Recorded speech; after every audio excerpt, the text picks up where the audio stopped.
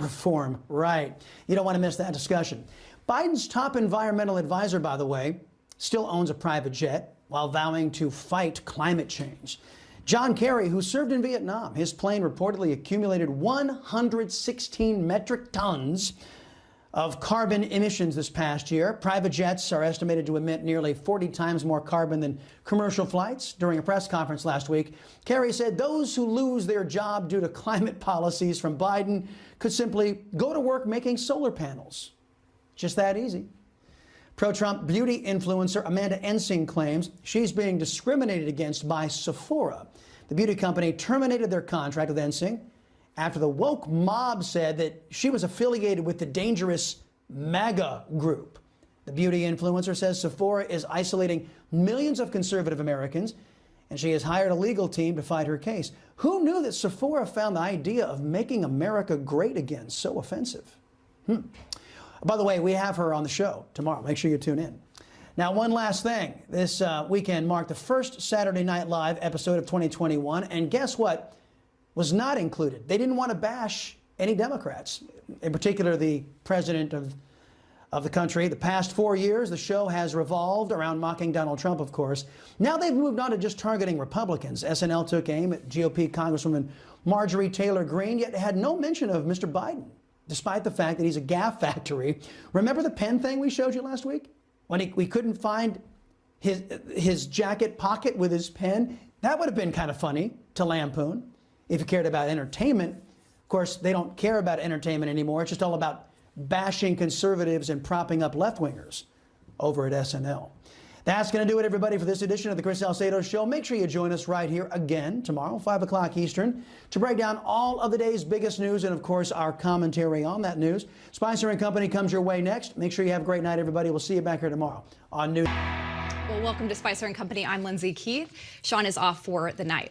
Well, it's Monday, so it's a new week for the Biden administration. You know, we came off of last week with 39 executive orders and actions, according to the official White House website. You know, some publications have it up to 42. Either way, as we've mentioned before, this is the most in history to date for any president so far. So let's talk about what this week has in store. The biggest news out of Washington today is that just a little while ago, Speaker Nancy Pelosi and Senate Majority Chuck Schumer filed a joint budget resolution to give Congress an additional legislative tool to pass their new COVID-19 relief package. All right, what does this mean? That they don't need the Republicans anymore. They can get this through in a simple majority. You know, in this they say, and I'm quoting here, the time for decisive action is now. Okay, we don't need Republicans. Meanwhile, tonight, 10 Republican senators are scheduled to meet with President Biden to present a counter proposal for the third COVID stimulus package. Their plan totals about $618 billion, which is about 1/3 the size of the Democrats' massive $1.9 trillion proposal that we've been talking about, which they're now calling American Rescue Plan. You know, as we've mentioned, President Biden has been talking a lot about unity lately and bipartisanship. But was it actually unity? The Republicans are the senators who reached across the aisle to set this meeting up. In a letter to President Biden, they said, in the spirit of bipartisanship and unity, we have developed a COVID-19 relief framework that builds on prior COVID assistance laws, all of which passed with bipartisan support. Our proposal reflects many of your stated priorities, and with your support, we believe that this plan could be approved quickly by Congress with bipartisan support. We request the opportunity to meet with you to discuss our proposal in greater detail and how we can work together to meet the needs of the American people during this persistent pandemic.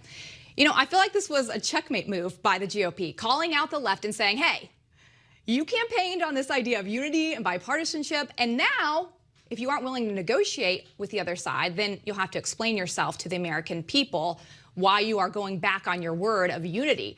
So let's do a little recap of what the Democrats are proposing in this $1.9 trillion package.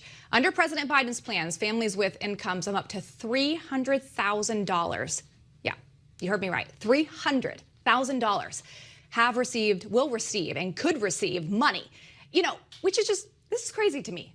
And to further illustrate this administration's outlook on government spending, in a statement released yesterday by Press Secretary Jen Psaki, she said this, quote, as leading economists have said, the danger now is not doing too much, it's in doing too little. I don't know what economist she's talking to, but is this massive trillion relief dollar package really necessary? You know, we've made some progress, but we know that many Americans really are struggling still, and they definitely are.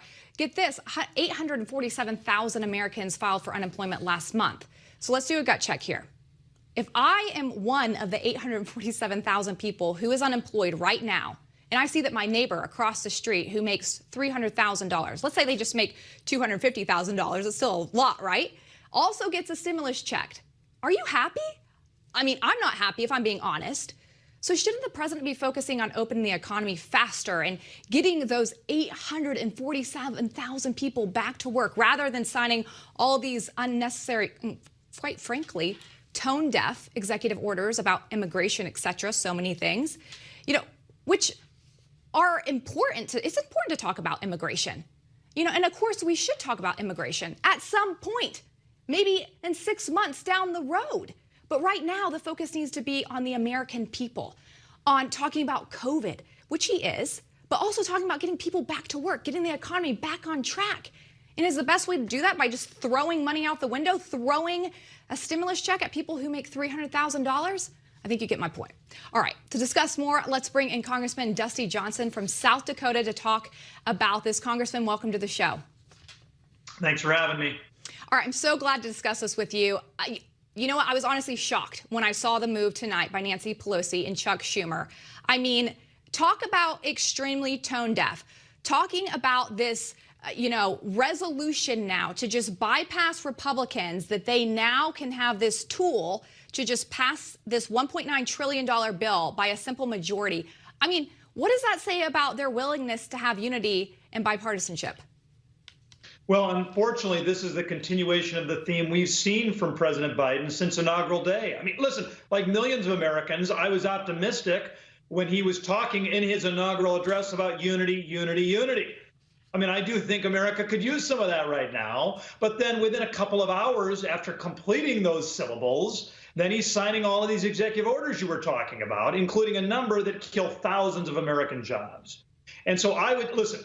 We do not need a $1.9 trillion rescue package right now. The vaccine is getting out there. The end is in sight. The nonpartisan Congressional Budget Office says even without this, we would still have an economy that is going to recover quickly. I mean, come on, let's do what the country needs rather than just dumping bushel baskets of money out all over the country. Yes, amen to that. You know, the interesting thing is it's like Biden tried to get the kitchen sink into this bill. He has a $15 minimum wage in there. He has things for transportation instead of just focusing on. Also, my point about the $300,000, it's like there's people who need money. Let's focus on them.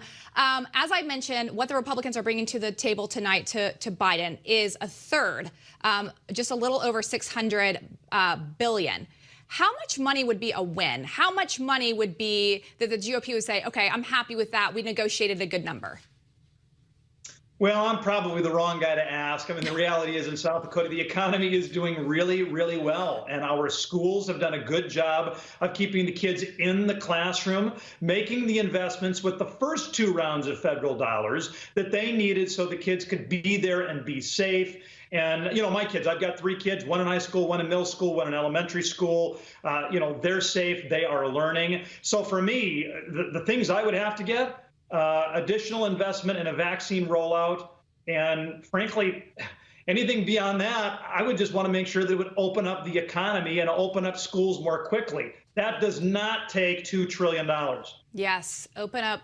I mean, that's what we need. People want to get back to work. They are eager to get back to work. I don't think they're just looking for handouts. The American people, are the type of people who pull themselves up from their bootstraps. The interesting thing about the play from the Republicans, and I said this earlier, it's almost like they said checkmate on the Democrats. And do you feel like they really have to give an answer now to why they're unwilling to negotiate now, especially this play we see from Pelosi and Schumer? Well, I don't know that there'll be a lot of political repercussions because of some of this hypocrisy. I mean, I hope there will be. I hope people see this gap between rhetoric for unity and actions toward unilateralism. But I mean, I don't know. I mean, it seems as though Biden and company are hell-bent on going it alone. Of course, they control the House and the Senate and the White House. I am not very optimistic right now that their better angels will prevail. Yeah. Got to ask you this real quick. The president's impeachment trial is slated to start next week. He had a few people, a few lawyers drop off his team. I think that it was a joint decision there. But you also have, I think, some of your colleagues who have said that they might be joining his team there, his trial team. Do you have any update? No, I don't have any particular update other than I continued to be frustrated with this whole process. I mean, everybody deserves due process rights. And the president may get some of his, President Trump may get some of his protected in the Senate. But I would just tell you in the House, no witnesses, no hearings. First time that's happened in our country's history. No evidence, no real opportunity for him to have defense counsel that would push back on some of this. I get it. People are frustrated. I get it. The president has not been perfect, and he has some things that he should be held to account for. But ultimately, what in the world? I mean, it seems like America, we should start with protecting due process rights and then go from there. Yes, agree 100%. We have to protect this process, or we just go down a terrible path, Congressman. But we're going to have you back in just a minute because you are working hard to keep the country from going down a radical path. We're going to Johnson, who has been on the front lines of preventing the left from fundamentally changing the direction of this country. He's introduced a constitutional amendment to limit the Supreme Court to 9 justices in response to the left push to pack the court, plus legislation to combat efforts to make Washington, D.C. a state. Congressman, welcome back. Thanks. All right. Well, ever since Amy Coney Barrett was confirmed to the Supreme Court back in October, filling Ruth Bader Ginsburg's seat, the left has gone nuts, threatening to pack the court, saying they would do this if they won. Now they do. They have majority in the House and the Senate, a Democratic president. You created this proposal to keep the Supreme Court to just 9, to keep that from happening. All right. Let's say you don't pass this bill. I hope that you do, but let's say you don't. Walk us through what happens. Can Democrats change the number of justices by just passing a piece of legislation? Is it that simple to just have, a simple majority to vote this through? Unfortunately, that is true. A lot of people think 9 justices is in the Constitution. It's actually not. The Constitution is silent about that. So that means you just have to have the House, controlled by Democrats, and the Senate, controlled by the Democrats, pass legislation and have it signed into law by the Democratic president. Now, of course, the filibuster stands in the way in the Senate, but we all know that the Democrats have talked quite a little bit about getting rid of that. And so this is a legitimate threat, and I would say cooler heads need to prevail. The right number of justices is 9. If you get 13 or 15, the justice, we all know a committee, once it gets past about 7 or 9, gets less productive. It's been 9 justices for more than 100 years. Let's let cooler heads prevail. Let's get this thing in the Constitution. Yes. Well, have you received any support from the other side? You say, let's let the cooler heads prevail. Do you have support? It's going gangbusters on the Republican side. On the Democratic side, there are some who have privately told me they do not want to pack the court. Okay. They think moving to 13 or 15 is a big problem. They have not yet reached out to get on the bill, but I'm going to keep working on them. All right. Give me a hope. Is this like a handful of people? Is this like a dozen people? Oh, I've had 2 or 3 that have talked to me about it, but listen, I don't want to get your hopes up. Getting 218 votes for this in Nancy Pelosi's House is going to be a real stretch. But sometimes we introduce these pieces of legislation so they can gain momentum. I'll tell you what, Republicans are taking back the House in 2 years, so we are not as far away from this as maybe we think. Okay, I pray that's true. Because Biden has never given us a strong answer on where he stands packing the court. This is him from back in October at a town hall. Take a listen. I have not been a fan of court packing because I think it just generates what will happen. Whoever wins, it just keeps moving in a way that is inconsistent with what is going to be manageable. So you're still not a fan? Well, I'm not a fan. I then say it depends on how this turns out. So if they vote on it before the election, you are open to expanding the court? I'm open to considering what happens from that point on.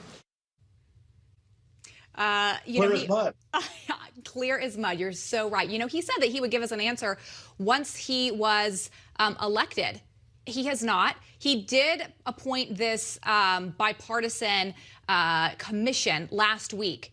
Are you worried about that? Does that give you hope or does that give you concern? Well, I have real concern, in part because, and we talked about this, how the president has conducted himself since inaugural day. So much of the rhetoric has been good, but so many of the actions have been unilateral. President Biden has to pick a lane. For something like his COVID relief package, if he is going to get to 218 votes in the House with Democrats, then it's going to be this big, massive bill. But if he wants to do something bipartisan, then he's going to need to upset the AOC wing of his party and go with something smaller. The same is true with the federal judiciary. He is going to get to appoint plenty of judges as president of the United States. If he's willing to work with Republicans to get good men and women confirmed, then he's going to have that opportunity. But if he wants to blow the Supreme Court up, then he is going to have to reap what he's sown. Let's pray that he doesn't. But I'm glad that you're working on it. Thank you for what you're doing. Keep having those conversations across the aisle. We got to get some level-headedness here. The next big issue is making D.C. a state. Something the Democrats have been talking about for a long time. And Senator Tom Carper, he's presented legislation to make D.C. a state. He's been trying to do this since 2013, by the way. He said recently, our nation's capital is home to more than 700,000 Americans who, despite our nation's founding mantra, no taxation without representation, pay their share of taxes without full voting representation in their Chamber of Commerce. In fact, despite paying more than federal taxes per capita than citizens of any of the 50 states, D.C. residents have no say in how those taxes are actually spent. All right. Well, you actually have offered a solution to the statehood question. You have offered to give back part of D.C. to Maryland. This sounds pretty simple to me and pretty logical, actually, by the way. Then they would have representation. Walk me through your proposal and how likely it is to happen. And look, Senator Carper, he doesn't talk about being interested in statehood because he wants to expand a Democratic control over the Senate, right? We all know that's a part of the motivation, but let's take him at his word. He says that it's about representation. It's about suffrage. Well, if you believe that, boy, do I have a deal for you. We have done this before in our country's history. In 1847, we gave the parts of D.C. that were on the Virginia side back to Virginia. Those folks became Virginia residents, and they have been voting ever since then for Virginia United States senators. It hasn't hurt them a bit. Arlington, Virginia is doing just fine. We can do the same thing, not by creating a 51st state, but by taking the residential parts of D.C., giving it to Maryland. We'll shrink the official district down to just the National Mall, the Capitol, the real seat of government. And so what do we get? All of the D.C. residents really do get representation. They get 2 United States senators in Maryland who represent them, and we don't go packing the Senate with just a power grab. Yeah. You are kind to say that he cares about them, but I think you're right. This is more about a power grab. You also have many other people on the left who are asking for this. With all that said, do you have any support across the aisle to not make D.C. a state?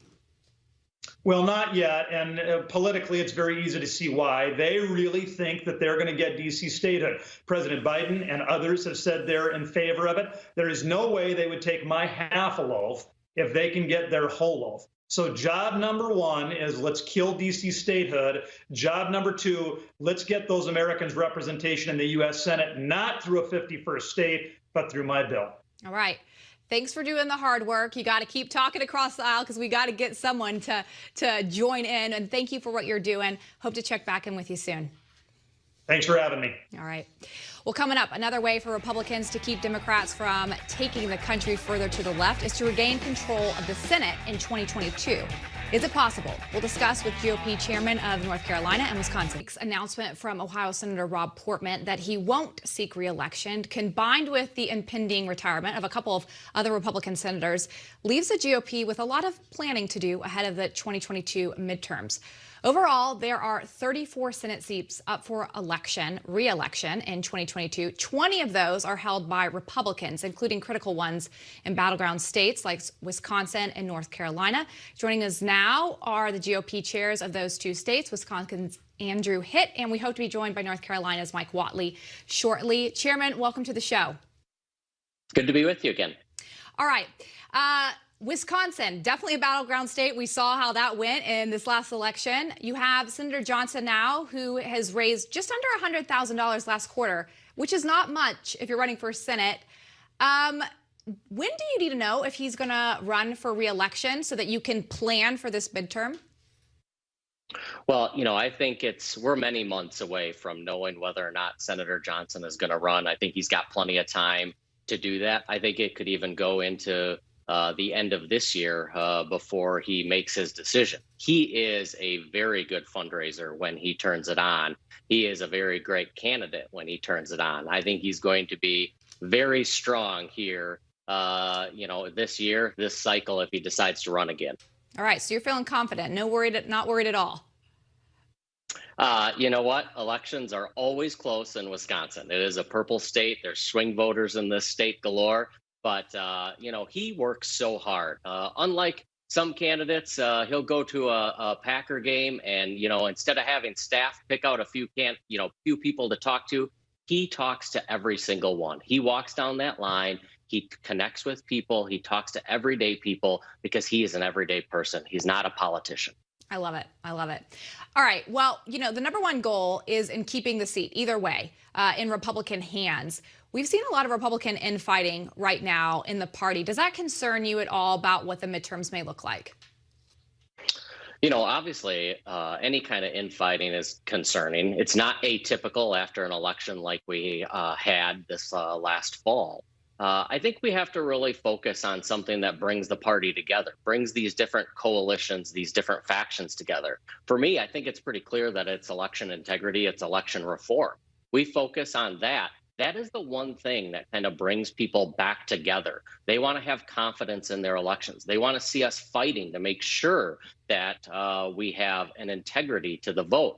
I think if we can do that as not only a state party, but a national party and as elected officials, we'll come a long ways to healing people and bringing people back together again. Yeah, and I do think people want to have confidence. Obviously, an election there has been shaken from this last election. We've seen that very clearly. But your state is a must-win, and so is North Carolina. We don't have our Chairman Whatley with us, but these two states are definitely must-wins if we're going to take back the Senate in 2022. What are you specifically doing to make people realize that you are putting all these things in place so they can have confidence in 2022? So here in Wisconsin, I formed an election reform task force. It's made up of county party chairs, activists from around the state, lawyers in our state who know a great deal about election laws here in Wisconsin. They have got to work already, have had a few meetings. They are going to be looking through the guidance documents that the Wisconsin Elections Commission provides. They're going to be looking at reforms that need to be put in place. Those may be vetoed by Governor Evers, but there is a lot we can do to put on his plate to really put it in front of him. There are court actions that we are likely going to have to take. We're working closely with our legislative leaders and committee chairs as well. So it's a combined effort here in Wisconsin to really make sure we're focused on bringing back confidence in our elections. That's good to hear. Are you doing anything to push that out, to market that, so people see, wow, there are real plans to gain confidence in this election? Besides interviews like this, what are you doing to make sure that people know that those steps that you just laid out? Yeah, well, you're so right. That is so critical. And if people don't know, if we don't tell them, there's no chance of them kind of restoring that confidence. So I've actually sent out emails on it to our grassroots activists, our delegates. I did a county chair call actually with all 72 counties last night, laying out the election reform task force, actually forming a subcommittee. There's so many people who wanted to participate that I formed this subcommittee specifically on poll workers and election day observers, because so many people want to contribute and want to participate. That's so good. Last thing for you, Chairman Hitt, we talk about these narratives, and it's so important to get that narrative out there so people know what's going on. They know that things are happening. They know that the GOP chair is working for them to create a confident election. But you have the media on the other side. We saw how they predicted this last election. So we're going to have this massive blue wave that, the GOP was going to get crushed in the House. That didn't happen. They were a little more right on the Senate because obviously we lost control of the Senate. But how much do you pay attention to that and to what they say and don't say? Do you keep a pulse on that, or do you not care? That's why we, this last cycle built this just amazing ground game and amazing ground team. We had the biggest volunteer base we ever had. We had the most paid staffers we ever had. And that's because we want to cut through all of that noise, contact people directly, talk to them, people that they go to church with, that they have neighbors, and so that they really understand and can hear from somebody they know about the accomplishments of President Trump, of our other elected officials. That's really important, cutting through that noise. We're going to double down on that strategy going into 2022. Glad to hear it. We'll have to check back in with you as we get closer to that. I know it feels like we are far away, but glad to hear that you guys are already doing stuff on the ground. So glad to be joined. Thanks for being here. Thanks for having me. All right. And sorry that we had a technical difficulty with Chairman Whatley. We'll hope to get him back another time. All right, well, coming up, have you noticed how liberals have totally changed their tune on things like police reform and calling out big tech since Biden was elected president? YouTuber Matt Christensen is going to join us to discuss. That was YouTuber and podcaster Matt Christensen discussing the latest flip-flopping that we're seeing from the left. 6 months ago, the left was singing a very different tune in regards to law enforcement and border security. And it almost seems like the left has seen the light, or have they? I kind of hope that they have. Or is this just hypocrisy fueled by a false narrative that conservatives are inherently dangerous and violent people? Matt joins us now to discuss all this. Matt, welcome to the show. Thanks for having me. I appreciate it. All right. I enjoyed your little montage there. And I love what you call argument reversal. It's so fascinating that everything has been flipped on its head almost. It's like the left doesn't think that there's any irony in this flip-flopping all of a sudden. Well, into such extreme lengths, too. To your point, I'm all for respecting police officers and respecting the military. I never expected we were going to go to the full-on militarization of our Capitol, though. Now we got the walls, we got the razor wire. I didn't expect a reversal of that degree, I suppose. Yeah. The interesting thing is when you look back at this summer, there were people who called to have Senator Tom Cotton said that we should have the National Guard go help. And the New York Times lost it. People quit their job over it. People lost their job over it. And now it's like, bring in the troops. The more, the better. We need people here to protect our lives. And I recently saw Congressman Elise Stefanik tweeted this out in regards to the fence being up at the Capitol, where she says, I'm adamantly suppose there has been no threat or briefing given to members of Congress to justify this proposal. This is the people's house. It's so interesting.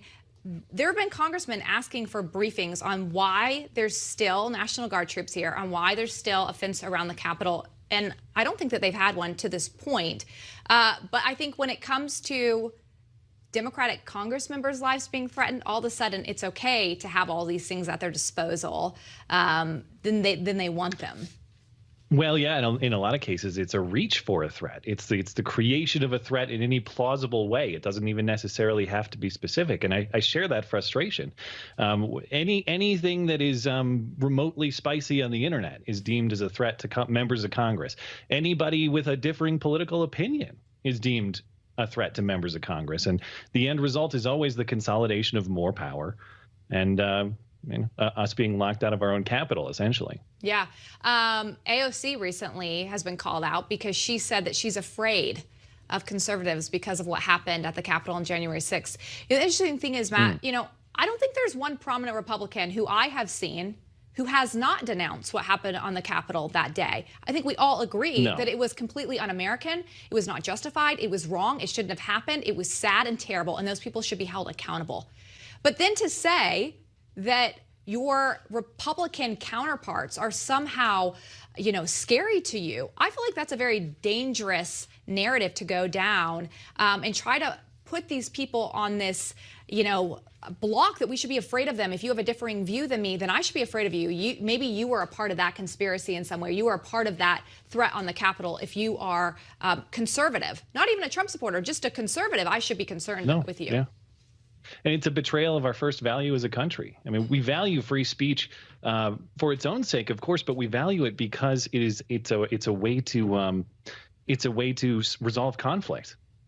If we can't tolerate each other's viewpoints and discuss them in a civil manner and agree to disagree where we have to and when we have to, suddenly violence becomes the only option if you eliminate our ability to resolve these things through speech and through discussion. So I don't know, it becomes kind of a self-fulfilling prophecy. They just don't want you to be able to think freely and to speak freely, and then they want to paint you as a terrorist if you try to. So yeah, it's a tough spot. It's a very tough spot. You know, we've seen cancel culture. It happened a lot this summer. We saw after everything happened with the social unrest, it seemed like cancel culture was becoming this rampant thing. And I would say it's gone to an extreme measure now when we're almost seeing even calls for, conservatives to have one platform and liberals to have another platform, that they can't even coexist in the same space.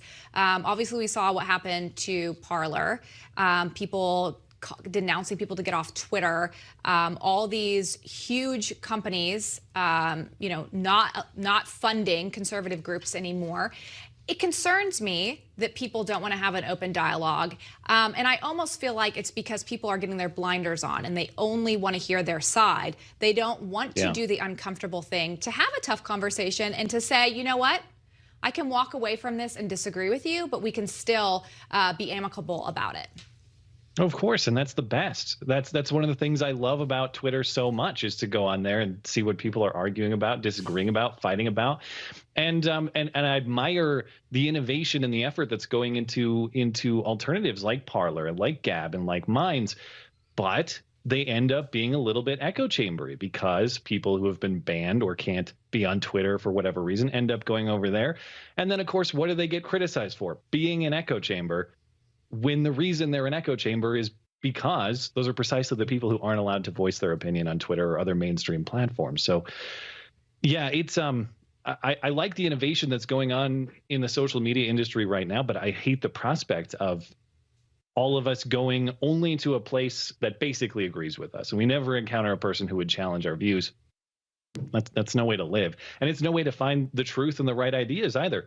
The truth rises when ideas fight it out, when they battle it out, and when the best ones win. And if we're not doing that, we're just listening and believing, and that's very dangerous too. Yeah, it's very dangerous. I mean, and that's how you kind of get groupthink. If you don't have ideas challenging ideas, it's kind of like iron sharpens iron, right? That you put an idea out and someone challenges it, and maybe you take a little bit of what they say, but you still keep to your idea. It's like, that's how we make each other better. We don't have to agree with everything. I think there's this ideology that unity is, okay, that makes we all agree. I don't think so. I think that we should be able to have a civil conversation and build a walk away. But for some reason right now, the temperature is so hot that people don't want to do that.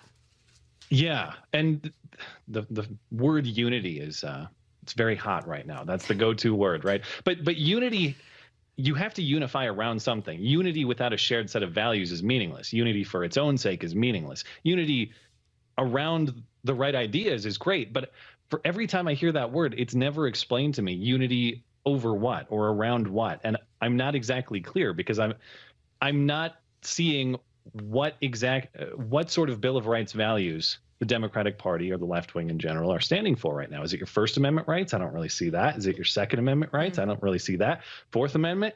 I don't know. They're going to have to tell me, because I don't hear it. Yeah. But I'm listening. Please describe. Agreed. We had Dana Lash on our show, and she said the word should be civility, not unity, and I tend to agree with her. Matt, it's good to have you. Thanks for coming on. Appreciate it. Thank you. All right. Well, coming up, baseball great Curt Schilling struck out of the Hall of Fame last week. We'll do it anyway. Former Major League Baseball player Curt Schilling is one of the baseball greats. His stats speak for themselves.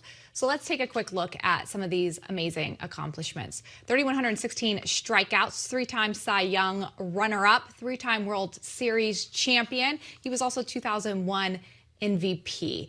I hear that we are still waiting to be joined by Curt Schilling, so hopefully he'll be with us shortly.